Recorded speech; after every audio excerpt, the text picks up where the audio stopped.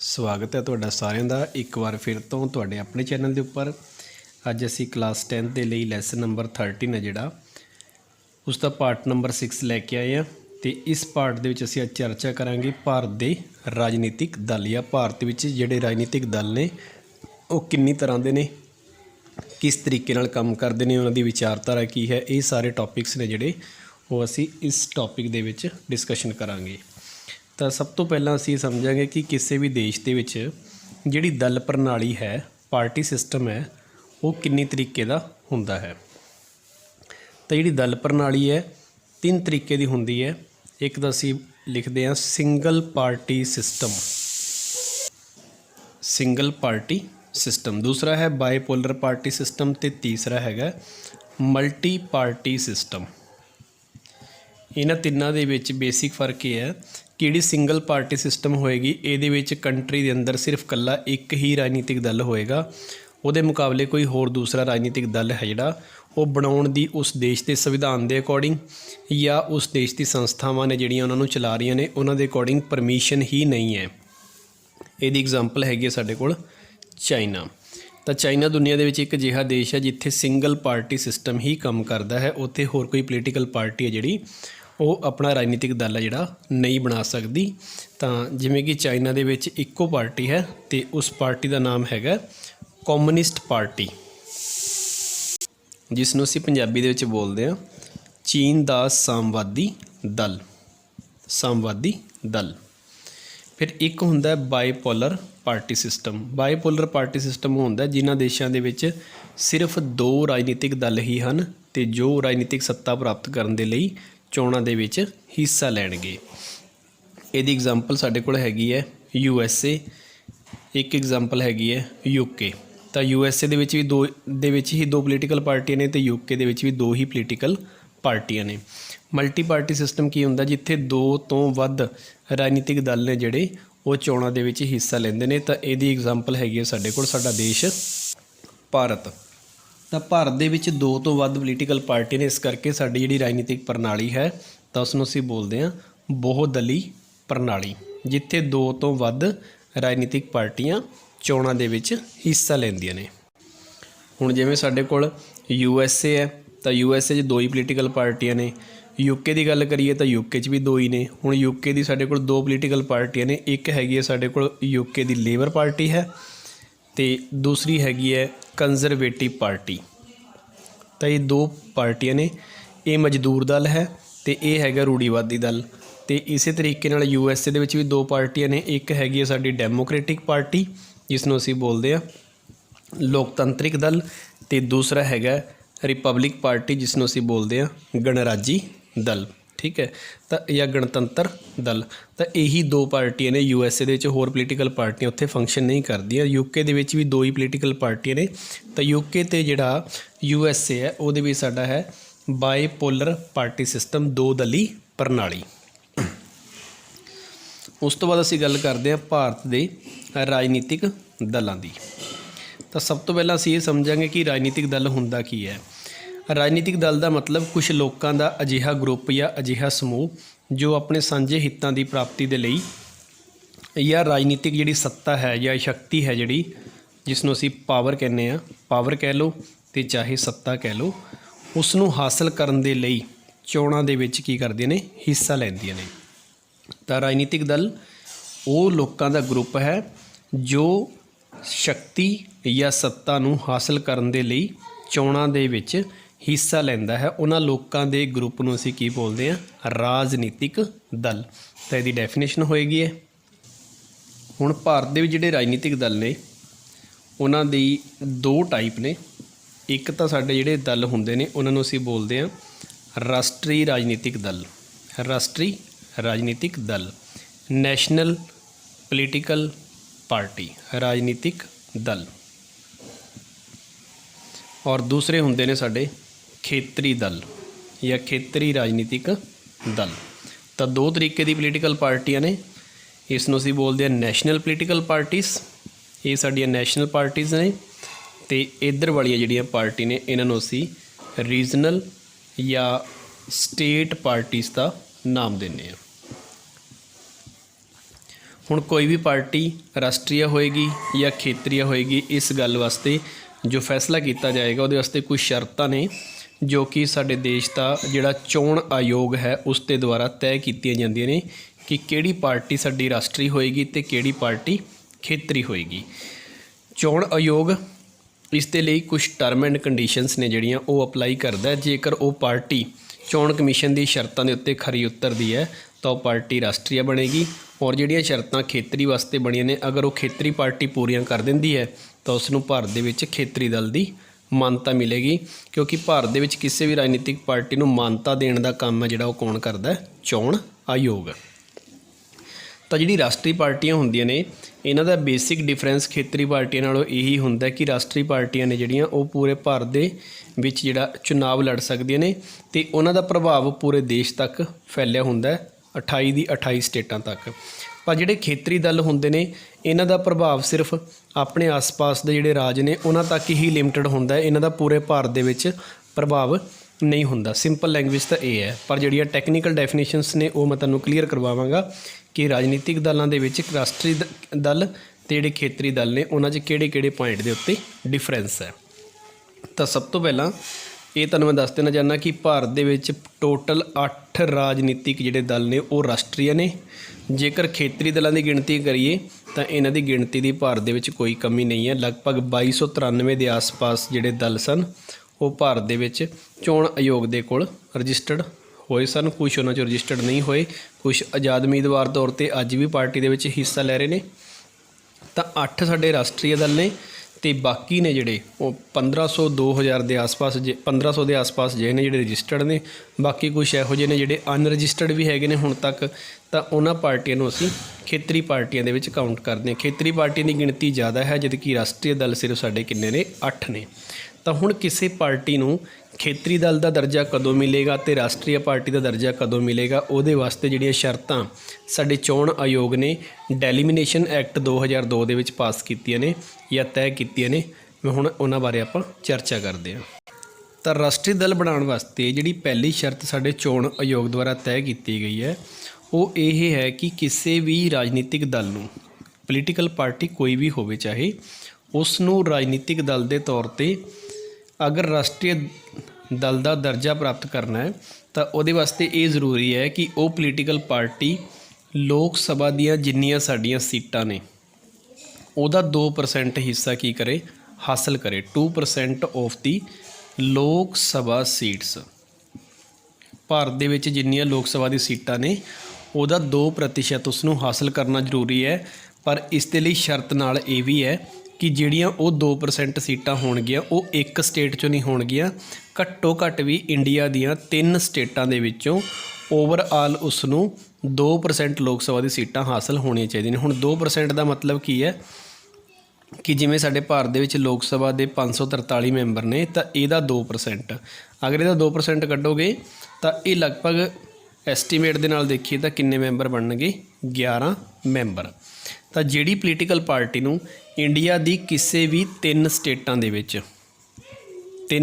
विच 11 member लोक सभा के तौर पर जित जाते हैं या लोक सभा के मैंबर के तौर पर जित जाते हैं तो उस पार्टी नूं राष्ट्रीय पार्टी का की मिल जाएगा, दर्जा मिल जाएगा। ये नहीं कि सिर्फ एक स्टेट के विचों 11 मैंबर जित गए तो पार्टी राजनीतिक दल बन जाएगी। तो जिवें पंजाब सपोज करो, यूपी तो एक सपोज करो महाराष्ट्र, इन्हां 3 स्टेटां दे विच किसी भी एक राजनीतिक दल के 11 मैंबर जित जाते हैं।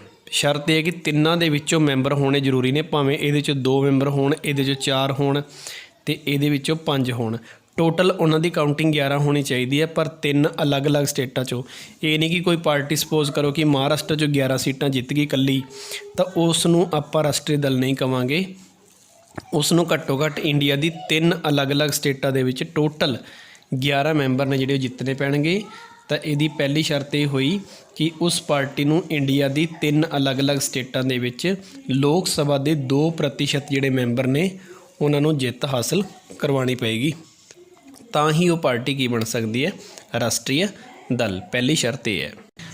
दूसरी शर्त जिहड़ी साडे चोण आयोग ने रखी हुई है कि जेकर किसी पार्टी कोल ये वाली शर्त पूरी नहीं हुंदी तो उसके वास्ते एक फंडा होर भी है।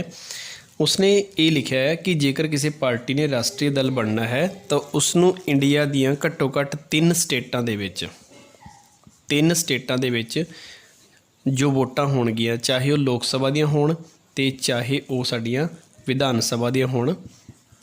ਲੋਕ ਸਭਾ ਜਾਂ ਵਿਧਾਨ ਸਭਾ ਦੀ ਜਿਹੜੀ ਵੋਟਾਂ ਪਈਆਂ ਨੇ, ਜਿੰਨੀਆਂ ਵੀ ਲੋਕਾਂ ਨੇ ਵੋਟ ਪਾਈ ਹੈ ਉਹਦਾ 6% ਆਫ ਪੋਲਿੰਗ ਦਾ ਮਤਲਬ ਜਿੰਨੀਆਂ ਟੋਟਲ ਵੋਟਾਂ ਪਈਆਂ ਨੇ, ਚਾਹੇ ਉਹ ਲੋਕ ਸਭਾ ਦੇ ਇਲੈਕਸ਼ਨ 'ਚ ਪਈਆਂ ਹੋਣ ਤੇ ਚਾਹੇ ਵਿਧਾਨ ਸਭਾ ਦੇ। ਪਰ ਕਿੰਨੀਆਂ ਸਟੇਟਾਂ ਦੇ ਵਿੱਚ? 3 ਸਟੇਟਾਂ ਦੇ ਵਿੱਚ।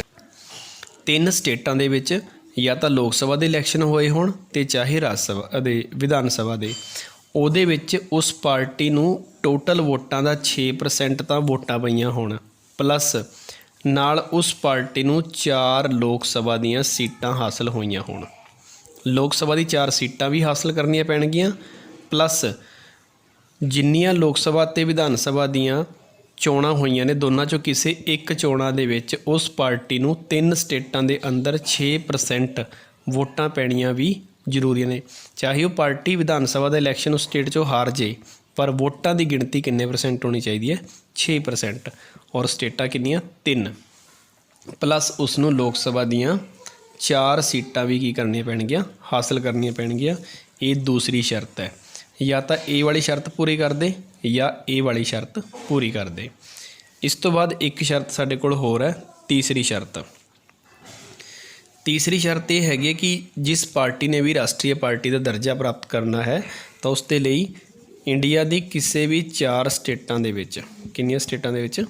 4 ਸਟੇਟਾਂ ਦੇ ਵਿੱਚ ਉਹ ਪਾਰਟੀ ਖੇਤਰੀ ਦਲ ਦਾ ਦਰਜਾ ਪ੍ਰਾਪਤ ਕਰੇ। ਖੇਤਰੀ ਦਲ ਦਾ ਦਰਜਾ ਪ੍ਰਾਪਤ ਕਰੇ ਕਿ ਜਦ ਤੱਕ ਉਹ ਪਾਰਟੀ ਕਿਸੇ ਵੀ 4 ਸਟੇਟਾਂ ਦੇ ਵਿੱਚ ਜੋ ਖੇਤਰੀ ਦਲ ਬਣਨ ਦੇ ਲਈ ਸ਼ਰਤਾਂ ਤੈਅ ਕੀਤੀਆਂ ਗਈਆਂ ਨੇ, ਅਗਰ ਉਹ ਪਾਰਟੀ ਖੇਤਰੀ ਦਲ ਦੀਆਂ ਸ਼ਰਤਾਂ ਨੂੰ ਕੀ ਕਰ ਦਿੰਦੀ ਹੈ? ਪੂਰਾ ਕਰ ਦਿੰਦੀ ਹੈ। ਇੰਡੀਆ ਦੀ ਕਿੰਨੀਆਂ ਸਟੇਟਾਂ 'ਚ? ਕਿਸੇ ਵੀ 4 ਸਟੇਟਾਂ 'ਚ।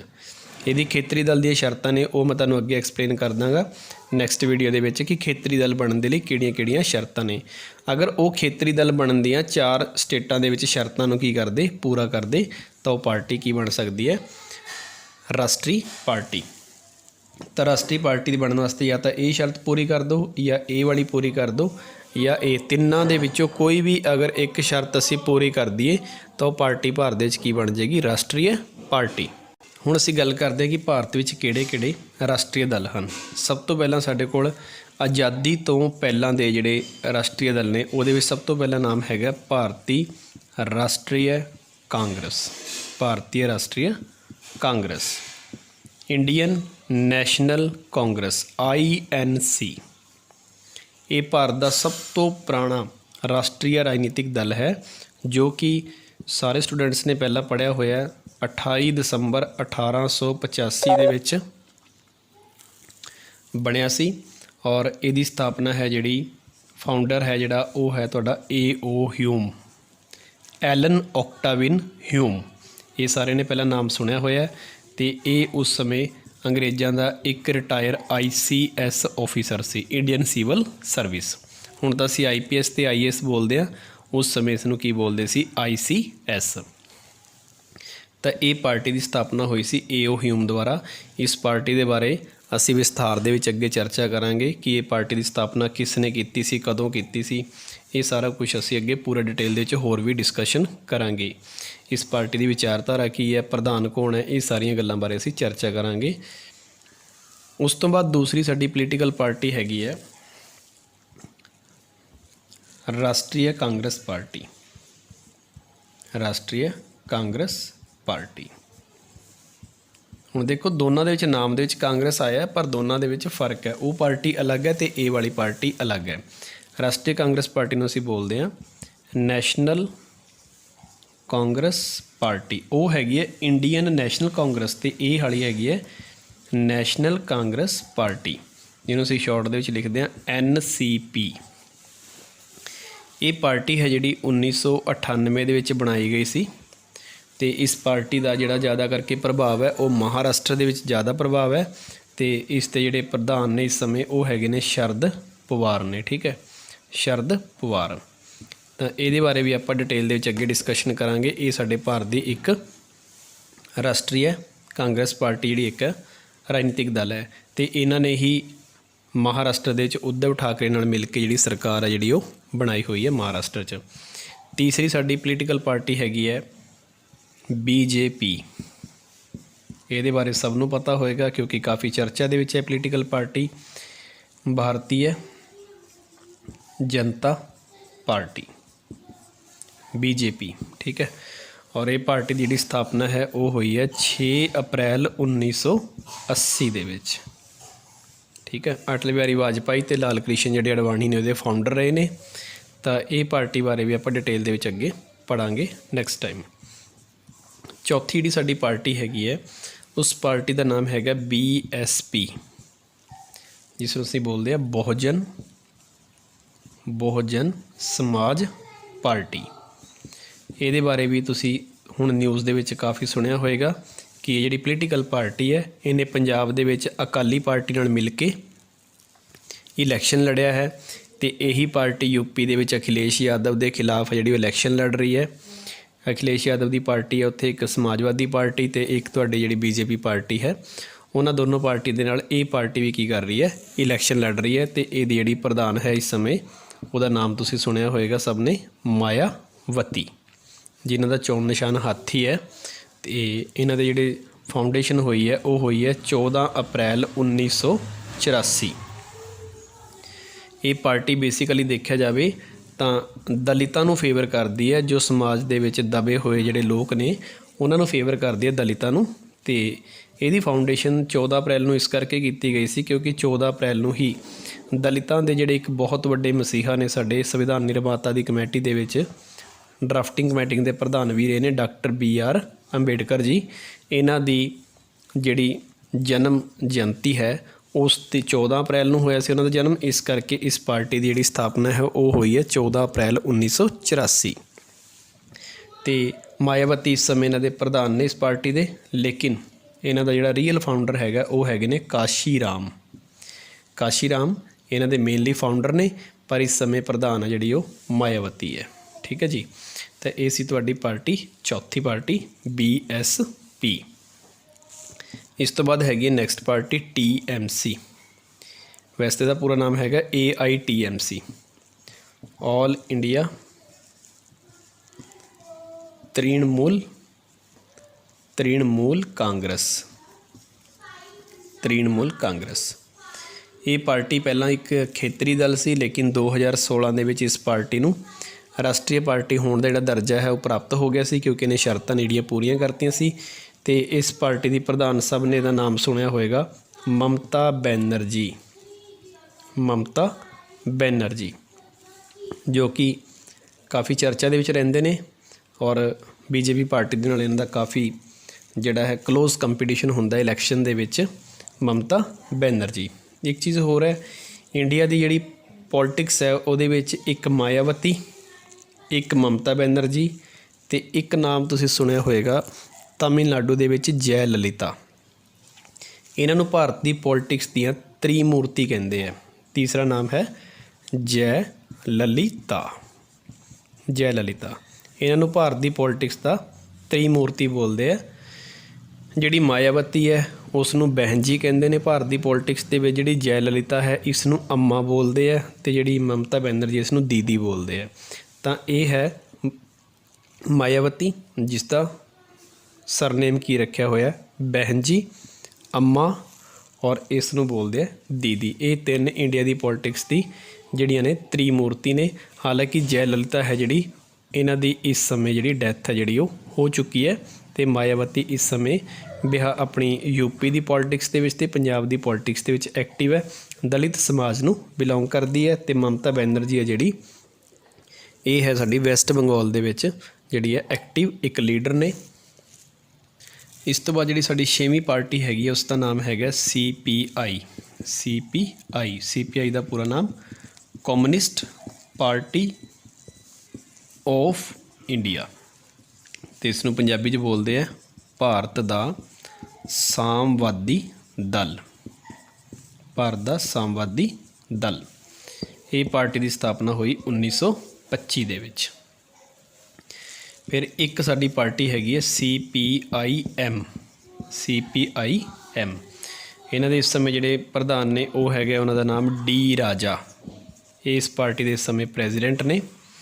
ਔਰ ਇੱਕ ਪਾਰਟੀ ਸਾਡੀ ਹੈਗੀ ਹੈ CPIM।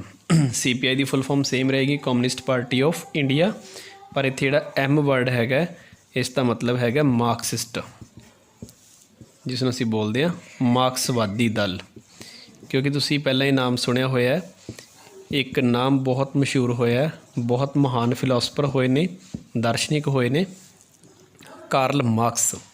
ਔਰ ਕਾਰਲ ਮਾਰਕਸ ਨੇ ਜਿਹੜੇ ਉਹ ਸਮਾਜਵਾਦ ਦੇ ਸੰਸਥਾਪਕ ਮੰਨੇ ਜਾਂਦੇ ਨੇ, ਸਾਮਵਾਦ ਦੇ।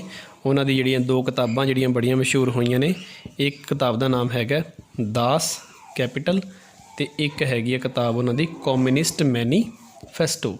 ਇਹਨਾਂ ਦੋਨੋਂ ਕਿਤਾਬਾਂ ਦੇ ਲਿਖਣ ਦੇ ਬਾਅਦ ਹੀ ਜਿਹੜਾ ਕਾਰਲ ਮਾਰਕਸ ਹੈ ਉਹ ਕਾਫੀ ਮਸ਼ਹੂਰ ਹੋਏ ਸਨ, ਅਤੇ ਉਹਨਾਂ ਦੀ ਵਿਚਾਰਧਾਰਾ ਨੂੰ ਲੈ ਕੇ ਹੀ ਜਿਹੜੀ ਇਹ ਮਾਰਕਸਿਸਟ ਪਾਰਟੀ ਹੈ ਇਹ ਭਾਰਤ ਦੇ ਸਥਾਪਿਤ ਹੋਈ ਸੀ। ਹਾਲਾਂਕਿ ਇਹ ਪਾਰਟੀ CPI ਦੇ ਵਿੱਚੋਂ ਹੀ ਕੁਛ ਮੈਂਬਰ ਕੀ ਹੋ ਗਏ ਸੀ, ਅਲੱਗ ਹੋ ਗਏ ਸੀ। ਉਹਨਾਂ ਨੇ ਆਪਣਾ ਇੱਕ ਨਵਾਂ ਦਲ ਬਣਾ ਲਿਆ, ਅਤੇ ਇਸ ਪਾਰਟੀ ਦੀ ਸਥਾਪਨਾ ਹੋਈ 1964 ਦੇ ਵਿੱਚ। ਤਾਂ ਇਹ ਪਾਰਟੀ ਪਹਿਲਾਂ CPI ਦਾ ਹੀ ਪਾਰਟ ਸੀ, ਬਾਅਦ ਦੇ ਵਿੱਚ ਇਸੇ 'ਚੋਂ ਕੁਛ ਮੈਂਬਰ ਜਿਹੜੇ ਅਲੱਗ ਹੋ ਗਏ ਅਤੇ ਉਹਨਾਂ ਨੇ ਆਪਣੀ ਨਵੀਂ ਪਾਰਟੀ ਬਣਾ ਲਈ CPIM। ਤਾਂ 1964 ਦੇ ਵਿੱਚ ਇਹ ਪਾਰਟੀ ਬਣੀ ਸੀ, ਅਤੇ ਇਸ ਸਮੇਂ ਜਿਹੜੇ ਇਹਨਾਂ ਦੇ ਪ੍ਰਧਾਨ ਨੇ ਉਹ ਹੈਗੇ ਨੇ ਯੇਚੂਰੀ, ਸੀਤਾਰਾਮ ਯੇਚੂਰੀ।